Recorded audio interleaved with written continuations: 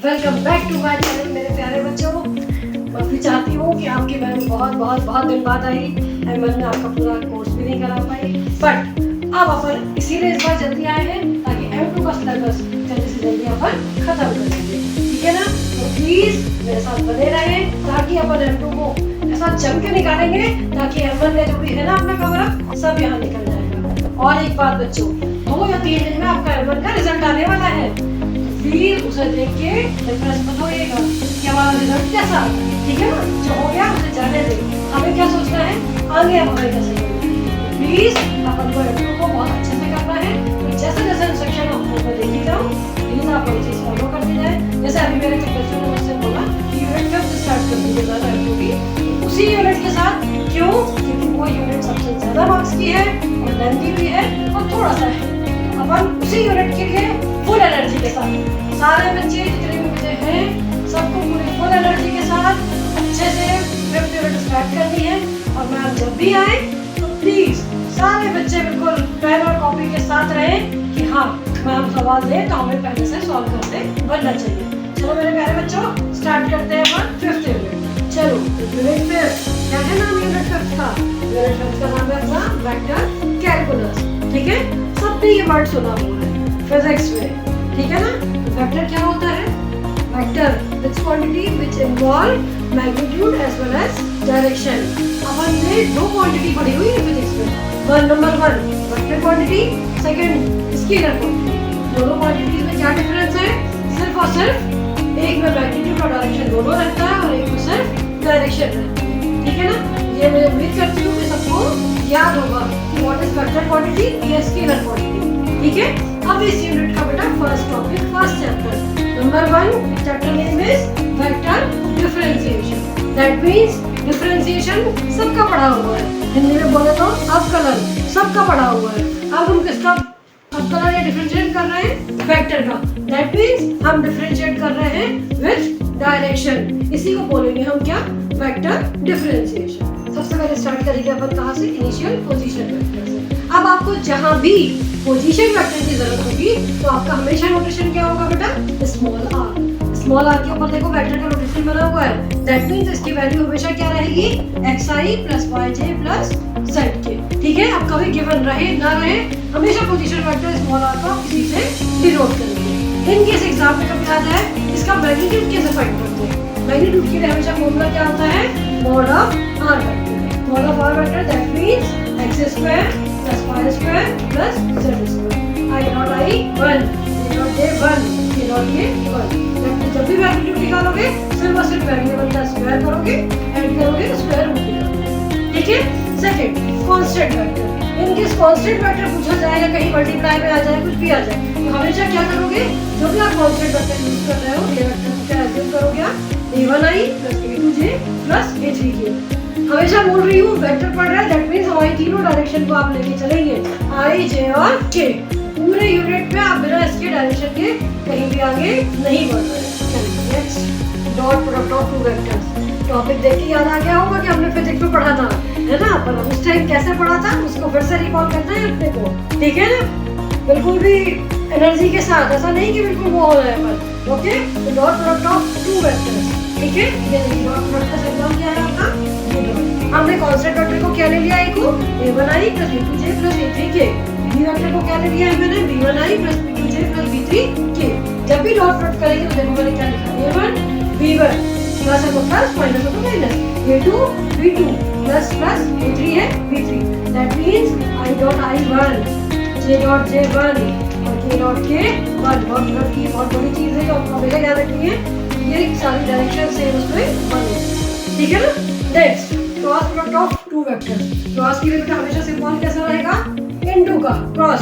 Cross को जब भी सॉल्व करना हमेशा मैट्रिक्स के फॉर्म में सॉल्व करना, कारण कि ज्यादा इजी रहता है हमारे लिए सॉल्व करने में। जैसे हमने सारी वैल्यूज दिख ली, अब i की वैल्यू निकालनी है आपको। कैसे निकालोगे?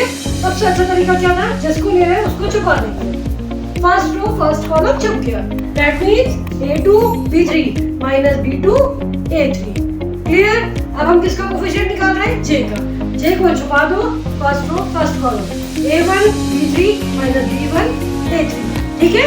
देन k छुपाया, a1 b2 minus b1 a2। ऐसे बातें कभी क्या मैथ्स जो होता है फॉर्मूला याद करना है, याद करने से होता है। कुछ ट्रिक्स होती है जिन्हें आप हमेशा यूज करिए तो आपको मैथ्स करने में भी मजा आएगा, क्वेश्चन को करते वक्त आप इंटरेस्ट लेंगे, ठीक है ना। तो क्रॉस प्रोडक्ट की सबसे अच्छी मेथड यही है, इसकी वैल्यू निकालते जाओ, उसे छुपाते जाइए रो और कॉलम को और क्रॉस में मल्टीप्लाई करते जाइए, ठीक है। चलो तो फिर नया टॉपिक, नया पॉइंट्स, वेलोसिटी। इनकेस एग्जाम में आ जाए फाइंड द वेलोसिटी, तो वेलोसिटी को हमेशा किससे डिनोट करेंगे बच्चों, v से, ठीक है ना। v वेक्टर, उसकी वैल्यू क्या होगी हमेशा dr/dt। आर आपको गिवन है तो भी, नहीं गिवन है तो हमेशा बता चुकी हूँ, xi + yj + zk। Clear. Then अगर क्वेश्चन पूछे जाए फाइंड द एक्सेलरेशन, एक्सेलरेशन को हमेशा किससे डिनोट करोगे, स्मॉल a वेक्टर से, उसकी वैल्यू क्या होती है dv/dt। दैट मींस r का सेकंड डिफरेंशिएशन, ठीक है। तो जब वेलोसिटी निकालना है that means one time differentiation, और एक्सेलरेशन निकालना है that means two time differentiation, ठीक है। अब अपन क्वेश्चन स्टार्ट करते हैं, क्वेश्चन करते करते अपने को फॉर्मूले याद हो जाएंगे। चलो स्टार्ट करते हैं क्वेश्चन, ठीक है ना। क्वेश्चन में क्या गिवन है हमें, if r vector is 3i - 16j + 40k then find dr/dt and dur/dt²। Differentiation फिर से डिवाइड होगा बच्चों, first time differentiation that means d/dt, क्या लिखेंगे 3i - 16j² + 40k। Normal differentiation में डायरेक्शन नहीं होती, यहाँ हमारी डायरेक्शन रहेगी, तो हमें सिंगल टर्म को करना है। First term constant vector that means क्या हो जाएगा 0i, ठीक है ना। सेकंड d² का डिफरेंशिएशन 6 × 2tj प्लस फिर से लास्ट t का डिफरेंशिएशन 1 दैट मींस 4k। तो dr/dt क्या आएगा बच्चों, dr/dt इज -12tj + 4k, ठीक है ना। अगेन सेकंड डिफरेंशिएशन, जब आप इसी को दोबारा डिफरेंशिएट करेंगे तब क्या आएगा, डिफरेंशिएशन ऑफ -20j + 4k, ठीक है ना। फिर से यहाँ पे i की टर्म जा ही चुकी थी कांस्टेंट के कारण, यहाँ j की टर्म है हमारे पास, t का differentiation 1 that means 12j। Last term आएगी क्या, नहीं आएगी, क्यों, क्योंकि t यहाँ पे है नहीं तो कांस्टेंट है, तो ये हो गया 0 that means this is the final answer. उम्मीद करती हूँ क्वेश्चन में डाउट नहीं होगा। एक और क्वेश्चन करते हैं ताकि थोड़ा बहुत भी डाउट हो तो वो क्लियर रहे और हमारे घर में कोई शंका ना, ठीक है ना। चलो अगला क्वेश्चन थोड़ा सा अच्छा वो है। अब मैं उम्मीद भी करती हूँ कि मेरे क्वेश्चन सॉल्व करने से पहले सबके पास पेन कॉपी होनी चाहिए और मेरे आंसर से पहले आपका आंसर निकल जाना चाहिए, ठीक है ना। प्लीज मेरी इस आशा को निराशा में नहीं बदलना है बच्चों, आशा में ही रहना है, ठीक है ना। चलिए नेक्स्ट क्वेश्चन देखते हैं अपन। a की वैल्यू क्या है बच्चों, t² - tj + 2t + 1k and b की value 2t - 3i + j - tk। आपको फाइंड क्या करना है, differentiation of a dot b at time t = 1। क्या दे दिया है, डिफरेंशिएशन तो फाइंड करना है बट मुझे दो वेक्टर दिए, दोनों का डॉट प्रोडक्ट। डिफरेंशिएशन में प्रोडक्ट रूल आपको सबको याद होगा, first function differentiation of second function plus second function differentiation of first function. तो इस क्वेश्चन को हम दोनों तरीकों से कर सकते हैं, अगर हम चाहे तो डिफरेंशिएट का रूल लगा लें, अदरवाइज क्या कर सकती हूँ मैं, ब्रैकेट सॉल्व करो। मोडवास रूल कहता है पहले ब्रैकेट सॉल्व करो, तब क्या निकालो dot product. Again dot product के बाद जो वैल्यू आएगी उसको डिफरेंशिएट करो और लास्ट में t की वैल्यू क्या पुट करोगे आप 1। चलो देखते हैं अपन क्वेश्चन। सबसे पहले मैंने फाइंड कर रही हूँ a डॉट b। मैंने फिर पहले भी बताया था i डॉट i 1 होता है, दैट मींस यहाँ वैल्यू क्या आ जाएगी t² × 2t - 3। ये हो गई आपकी फर्स्ट टर्म। सेकंड टर्म क्या आ जाएगी t × 1, ओके।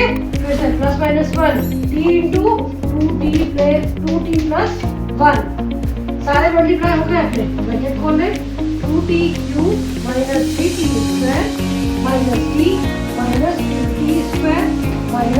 t, okay. क्या बचा आपके पास 2t³ - 5t² - 2। सारे अपन ने अकॉर्डिंग टू पावर्स ऐड कर दिए। अब क्या करना है मुझे, इसको डिफरेंशिएट करना है, ठीक है ना। अब मैं जब इसको डिफरेंशिएट करूंगी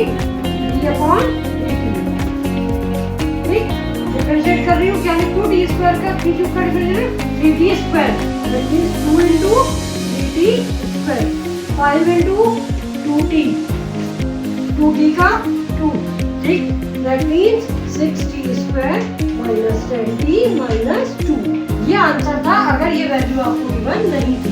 ओके, पर हमसे पूछा गया था कि t इज इक्वल टू 1 पे आंसर बताना है, तो आप हर जगह t की जगह क्या पुट कर दोगे बच्चों? t की जगह पुट कर दोगे 1। ठीक है, 1 जैसे ही आपने पुट किया तो क्या लिखूं? 6 into 1 minus 10 into 1 minus 2, that means 6 minus 12 answer आएगा आपका -6। ठीक है, तो जब भी ऐसा कुछ t की वैल्यू दी जाए, किसी भी वेरिएबल की वैल्यू दी जाए, पूरा क्वेश्चन सॉल्व करोगे, देन लास्ट में उस वैल्यू को पुट करोगे। ठीक है ना? चलिए, आज आपकी मैम ने सिर्फ और सिर्फ वेक्टर कैलकुलस का एक टॉपिक, एक छोटा सा टॉपिक को स्टार्ट किया है। अगली बार पूरी एनर्जी पूरे उसके साथ फिर आपके एक बार मैडम आपसे उम्मीद करती है प्लीज मेरे चैनल को लाइक शेयर सब्सक्राइब करें, ताकि M2 इस बार फोड़ के रख देंगे अपन, और सबसे अच्छा रिजल्ट जितने मेरे से जुड़े रहेंगे उनके रिजल्ट की गारंटी मेरी। अब आपके पास मैम रोज आती रहेंगी ताकि जल्दी से जल्दी आपका M2 का सिलेबस कवर हो जाए। ठीक है, बाय बच्चों।